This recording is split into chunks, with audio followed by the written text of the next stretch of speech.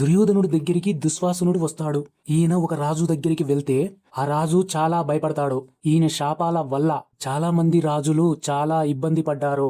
ఈయనకు జాలి, దయ, కరుణ లాంటివి ఏమీ ఉండవు. నోటికి ఏది వస్తే అది శాపంగా ఇస్తాడు. అలాంటి దుర్వాసుడు దుర్యోధనుడి దగ్గరికి వెళ్తాడు. దుర్యోధనుడు సకల మర్యాదలు చేసి దుర్వాసుని ఇంప్రెస్ చేస్తాడు. దుర్యోధనుడికి ఒక ఆలోచన వచ్చింది. ఈ దుర్వాసుని పాండవుల దగ్గరికి పంపించి శాపము ఇచ్చేటట్టు చేస్తే దుర్యోధనుడు మనసులో అనుకోని, గురువుగారు, నేను ఏం మర్యాదలు చేశానో తెలియదు గాని పాండవులు అరణ్యవాసం చేస్తున్నారు, మీరు వాళ్ళ దగ్గరికి వెళ్ళండి.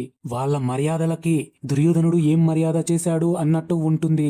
నేను వాళ్లకు కబురు పంపిస్తాను, దుర్వాసుడు వస్తున్నాడు అని. దుర్యోధనుడు దుర్వాసుని పాండవుల దగ్గరికి పంపిస్తాడు. దుర్యోధనుడు దుర్వాసునుడు వస్తున్నాడు అని పాండవులకు తెలియనియడు.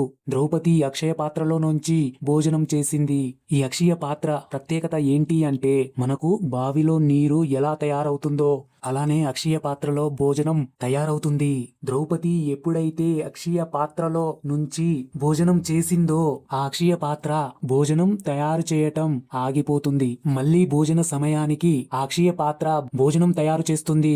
దుర్వాసుడు వచ్చే సమయానికి ద్రౌపది భోజనం చేసింది. దుర్వాసుడు పాండవులను పలకరించి కొంత సమయం తర్వాత దుర్వాసుడు, నేను స్నానం చేసి వస్తా, భోజనం తయారు చేయండి అని దుర్వాసుడు పాండవులతో అంటాడు. పాండవులకి దుర్వాసుడు ఏమి శాపమిస్తాడో అని భయం మొదలయ్యింది. ద్రౌపది భయపడి శ్రీకృష్ణుణ్ణి ప్రార్థిస్తుంది. శ్రీకృష్ణుడు వచ్చి అక్షయ పాత్రలో 2 మెతుకులు ఉంటే శ్రీకృష్ణుడు తింటాడు. దుర్వాసునికి ఆకలి వేయడం ఆగిపోతుంది. అలా పాండవులు దుర్వాసుని శాపం నుంచి తప్పించుకున్నారు. శ్రీకృష్ణుడు ఉన్నంత కాలం పాండవులకు ఏమీ జరగదు. ఈ వీడియో మీకు నచ్చినట్లయితే లైక్ అండ్ సబ్స్క్రైబ్ చేయడం మర్చిపోకండి.